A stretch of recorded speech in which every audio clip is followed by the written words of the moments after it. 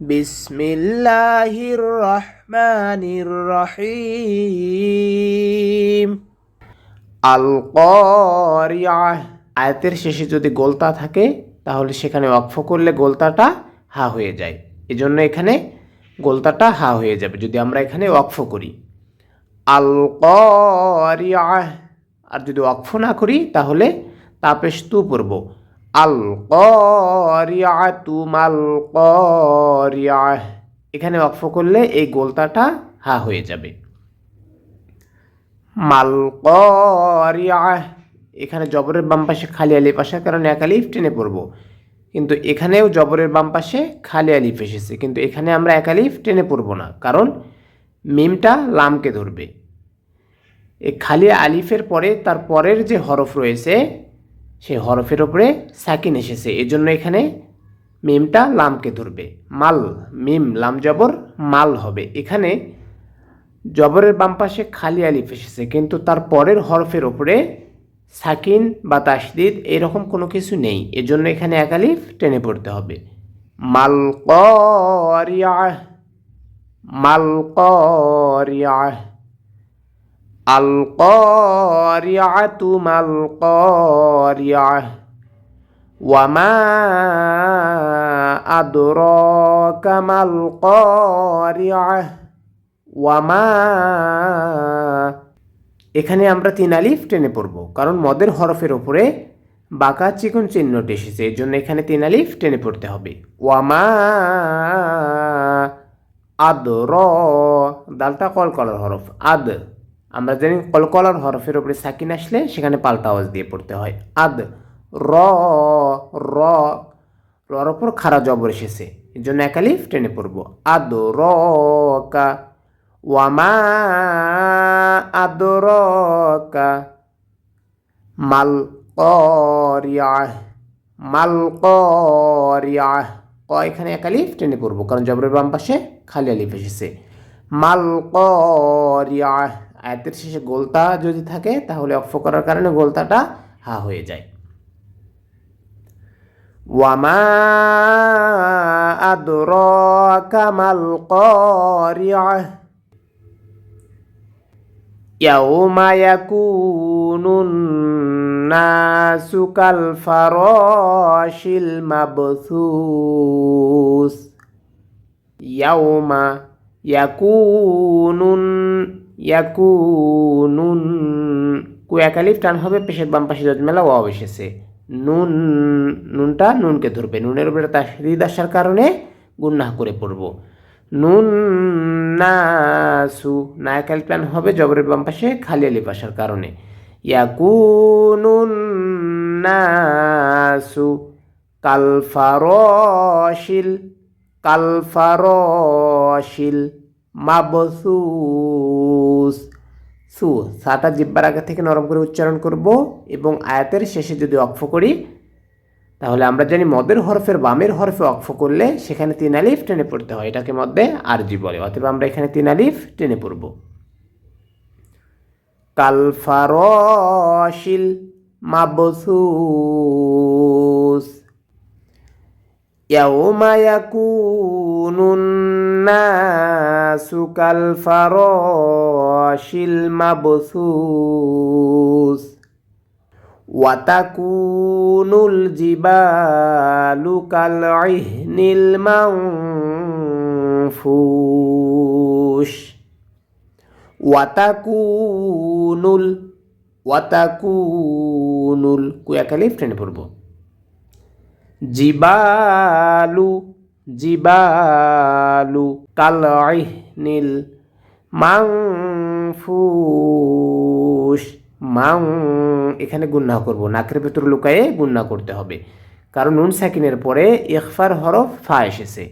মানফুশ।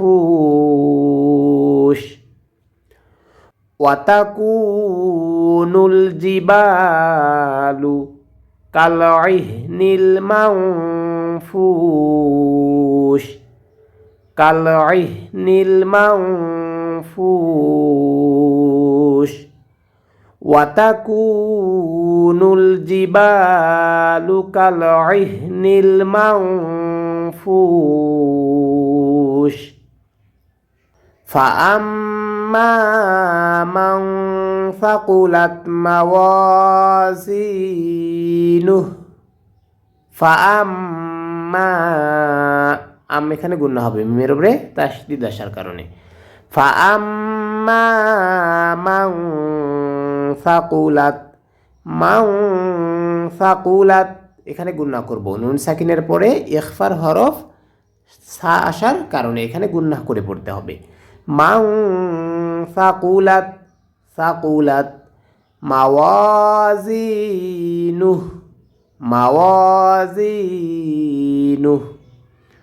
فأما من ثقلت موازينه فهو في عيشة راضية فهو في عيشة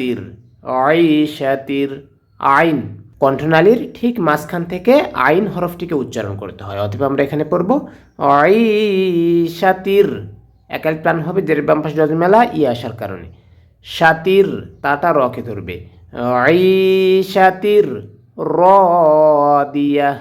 রদিয়া আদের শেষে গোলতা এসেছে এই জন্য এখানে হা হবে যদি ওয়াকফ করি তাহলে গোলতাটা সাকিন হয়ে যাবে তখন তার উপরে সাকিন হয়ে যাওয়ার কারণে এই দুই জবর আর উচ্চারণ হবে না রদিয়া ফাহুয়া ফি আইশাতির রাদিয়া ওয়া আম্মা মান খাফফাত মাওয়াজিনুহু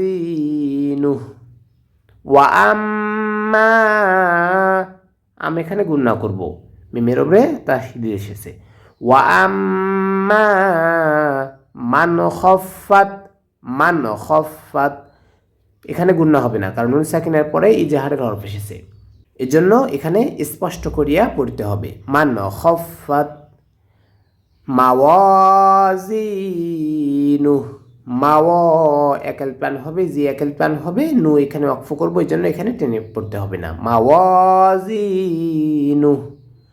ওয়া আম্মা মান খাফফাত মাওয়াজিনুহু ফাউম্মুহু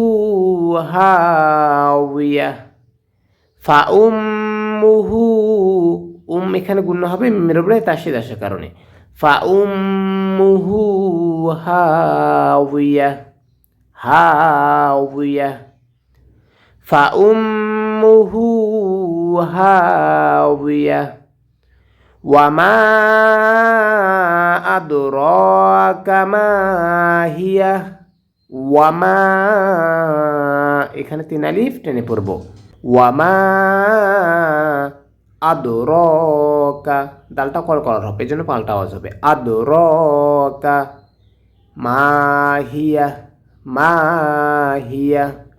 ওয়ামা আদরাকা মাহিয়া নারুন হামিয়া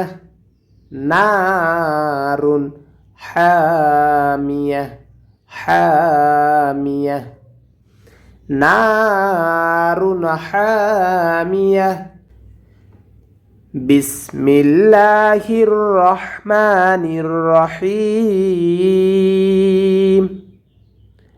আল কারিআতু মাল কারিআহ ওয়ামা আদরাকা মাল কারিআহ ইয়াউমা ইয়াকুনুন নাসু কাল ফারাশিল মাবসুস ওয়া তাকুনুল জিবালু কাল ইহনিল মানফুশ ফাআম্মা মান সাকুলাত মাওয়াজিনুহু ফাহুয়া ফি আইশাতির রাদিয়া ওয়া আম্মা মান খাফফাত মাওয়াজিনুহু ফাউম্মুহু উম্মুহু হাওিয়া ওয়া মা আদরাকা মা হিয়া নারুন হামিয়া